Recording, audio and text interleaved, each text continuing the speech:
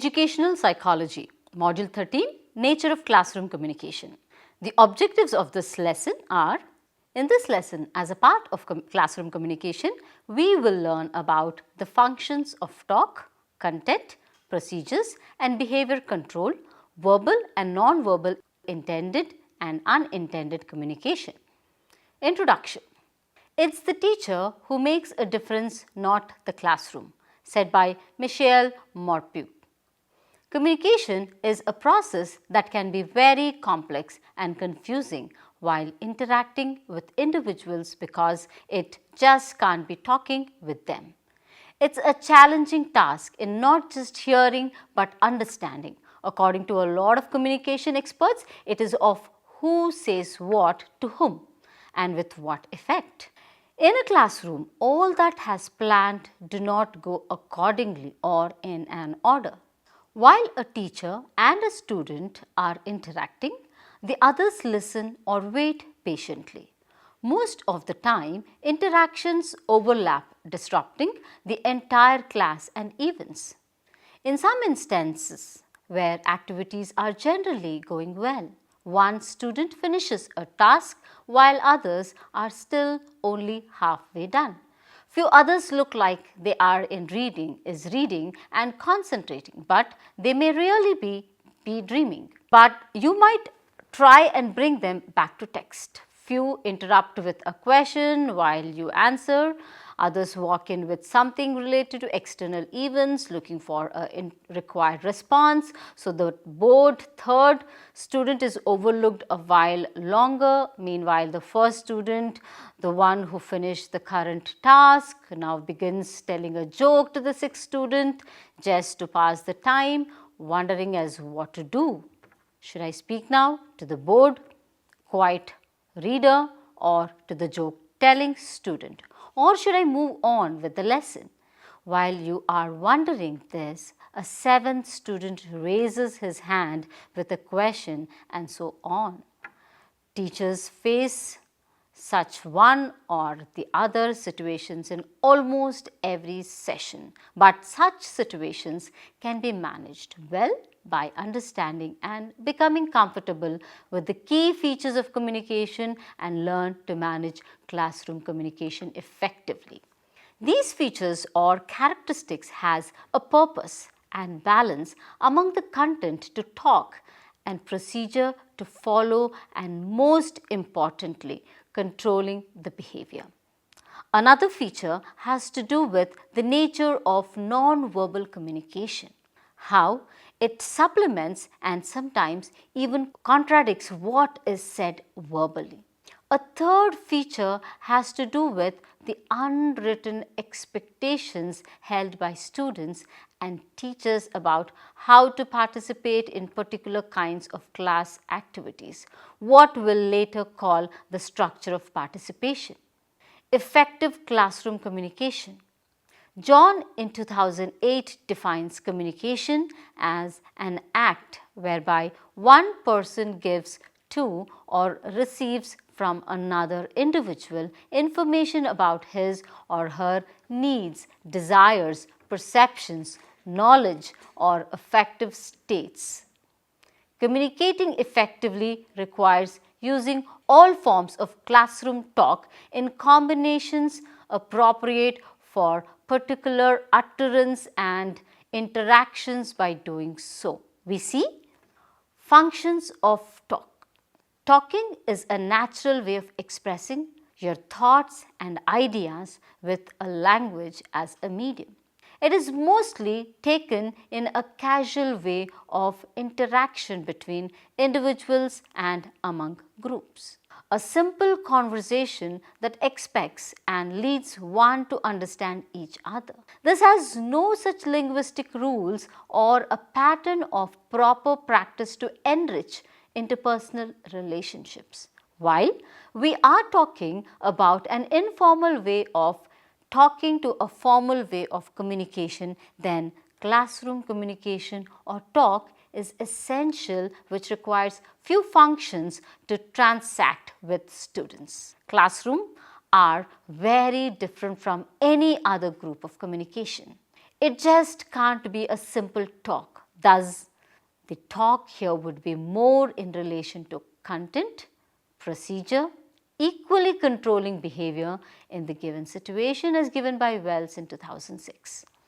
Communicating effectively requires using all forms of classroom talk in combinations appropriate for particular utterance and interactions. In this course material, we have suggested ways of doing so, though in those places we usually did not frame the discussion around the term communication as such. Content talk.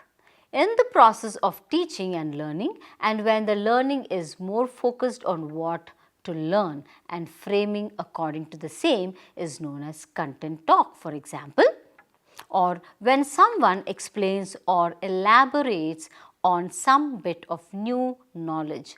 Here is a given situation when a student or teacher tries to learn about a concept or an idea and ask about that particular topic, idea or a concept is nothing but learning to understand the content. Content clearly indicates what to talk on a given subject.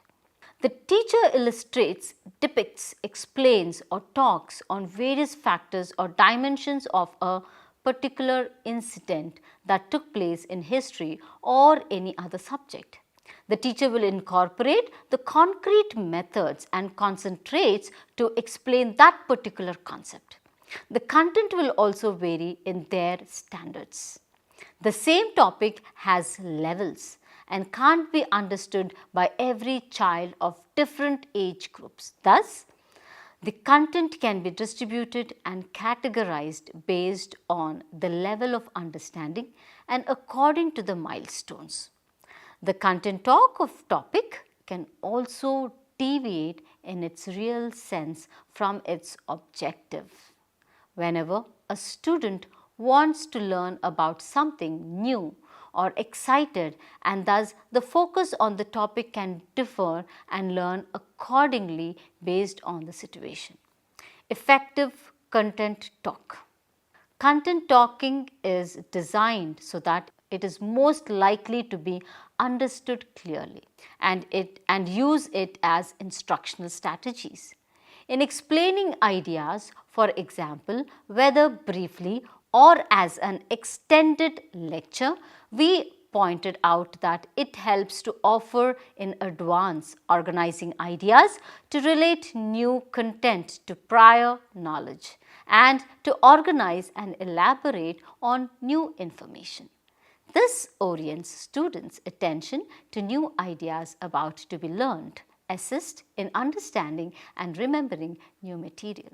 Facilitates discussions of new material by making it more meaningful to students.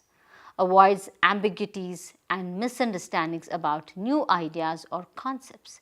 It also helps assess in understanding and remembering new material. It has suggested strategies about content talk intended for students so that students understand their own thinking as well as possible, especially highlighted two ways of learning. Inquiry learning and cooperative learning, helping students to formulate and investigate a problem and need to express clearly what they wish to find out. To work together, students need to explain ideas and questions to fellow students clearly. Instructional strategies, both for students and for teachers, indicates how they contribute to effective verbal communication about content. These strategies are few features of classroom management rather than of communication.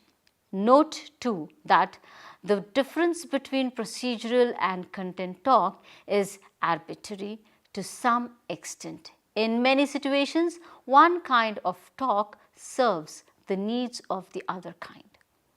Procedural talk, as its name implies, is about administrative rules or routines needed to accomplish tasks in a classroom.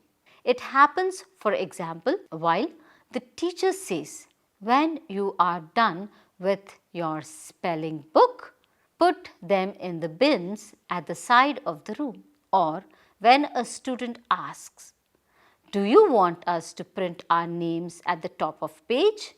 Procedural talk provides information that students need to coordinate their activities in what can be relatively crowded space, the classroom, and under conditions in which time may be relatively short or tightly scheduled. It generally keeps activities organized and flowing smoothly.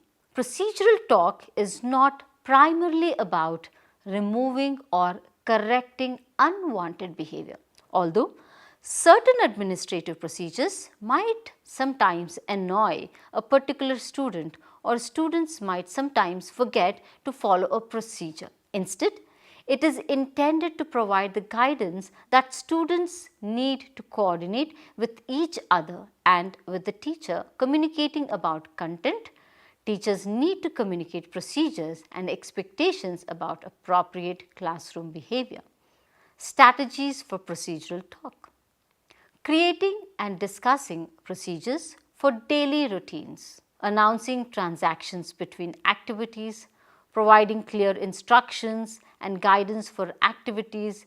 Reminding students periodically of procedures for completing a task. Control talk. Control talk is about preventing or correcting misbehaviors when they occur, particularly when the misbehaviors are not because of ignorance of procedures. It happens, for example, when teacher says, "Jill, you were talking when you should have been listening." Or, "Jason, you need to work on your math instead of doodling." Most control talk originates with the teacher, but students sometimes engage in it with each other, if not with the teacher.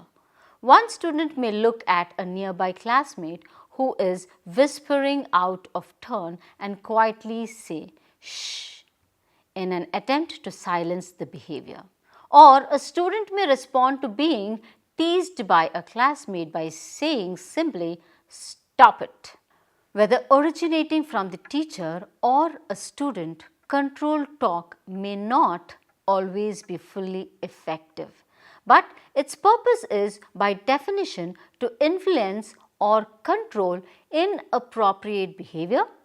Since control talk is obviously important for managing class effectively, what can make classroom discourse confusing is that two of its functions, content and procedures, often become combined with the third, control talk, in the same remark or interaction.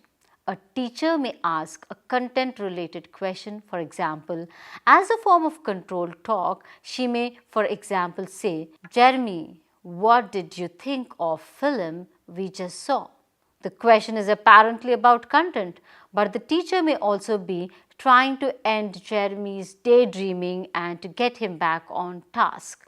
An example of control talk. Or a teacher may state a rule. When one person is talking, others need to be listening.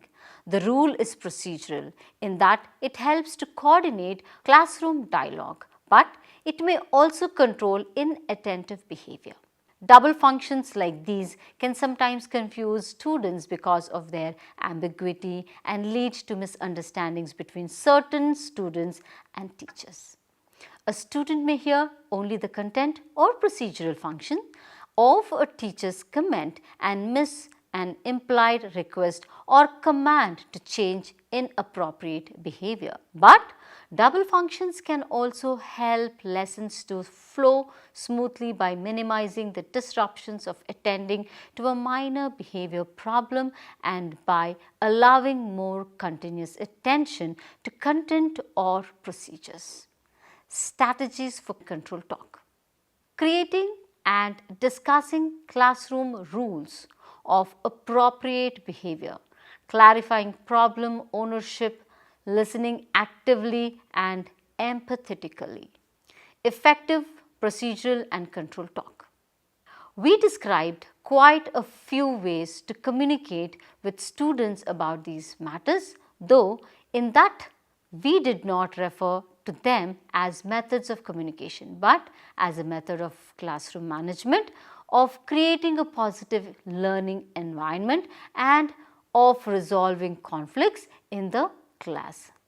By framing communication in these ways, we called attention to their importance as forms of communication. As we pointed out, procedural talk and control talk matter are used in teaching simply because clear procedures and appropriate classroom behaviors are necessary. Students are to learn communication which may be intentional or unintentional, may involve conventional or unconventional signals, may take linguistic or non-linguistic forms, and may occur through spoken or other models. Verbal, nonverbal and unintended communication. Another way to understand classroom communication is to distinguish verbal from nonverbal communication and intended to unintended forms of communication. Verbal communication is a message or information expressed in words, either orally or in writing. Classrooms obviously have lots of verbal communication. It happens every time a teacher explains a bit of content, asks a question, or writes information or instructions on the chalkboard. Non-verbal communications are gestures or behaviors that convey information, often simultaneously with spoken words.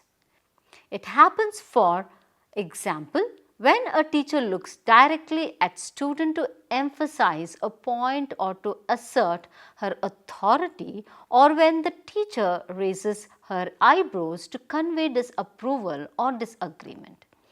Non-verbal behaviors are just as plentiful as verbal communications, and while they usually add to current verbal message, they sometimes can also contradict it. A teacher can state verbally, "This math lesson will be fun," and a non-verbal twinkle in the eye can send the confirmed message non-verbally. But a simultaneous non-verbal sigh or slouch may send the opposite message, that the lesson will not in fact be fun in spite of the teacher's verbal claim. Whether verbal or non-verbal, however, classroom communication often conveys more meaning than is intended. Intentional communication. According to Peter and Carolyn in 2002, intentional communication, also called conscious communication, refers to the display of communicative signals or signaling behavior. It can also be the message that the person was unaware was sent. Unintentional communication may be intrapersonal or interpersonal and may be conveyed in either verbal form, for instance, speech patterns, physical activity while speaking, or in non-verbal form, for example, facial expressions and body language. Owen in 1997 says, unintentional communication may result in negative feelings. This may occur as a result of the following: lack of feedback and clarification, individual differences in encoding and decoding messages, and differences in perception among individuals. An example of unintentional communication is crossing your arms in front of you. This is a nonverbal cutting off of communication and informing the other party that you are not interested in what they are saying.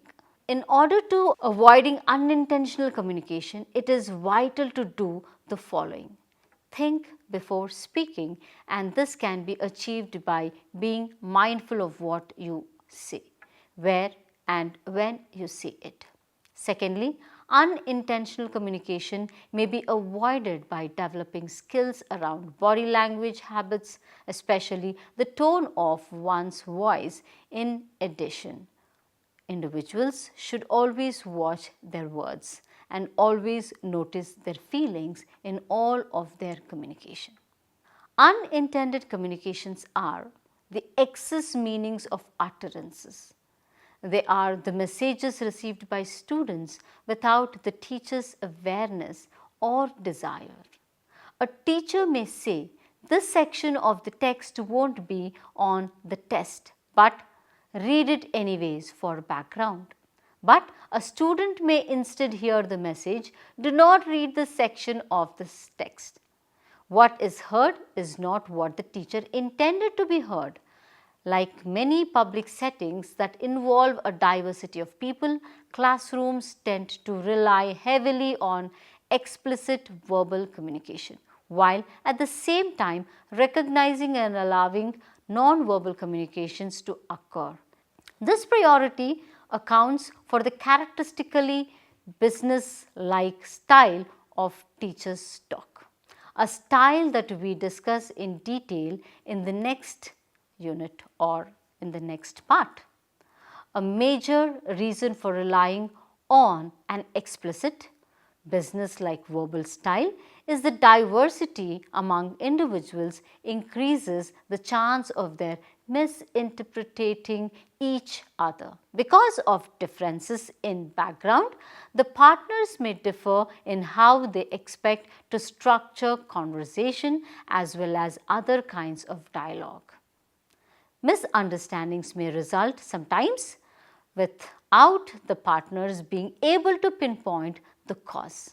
Later in this part, we suggest how to minimize these problems. Let's summarize. Communication plays an important role in our life. When it is so important in our personal lives, just imagine how important it is in the classroom. And the connection between a teacher and a student is the communication. So the classroom communication just can't be normal. The talk, the content, the procedures and the controlling behavior plays an important role. So we already read about these things which are allowing a person to communicate between controlling the behavior and trying to instruct the individual to do what they are supposed to be is what it completely relies on.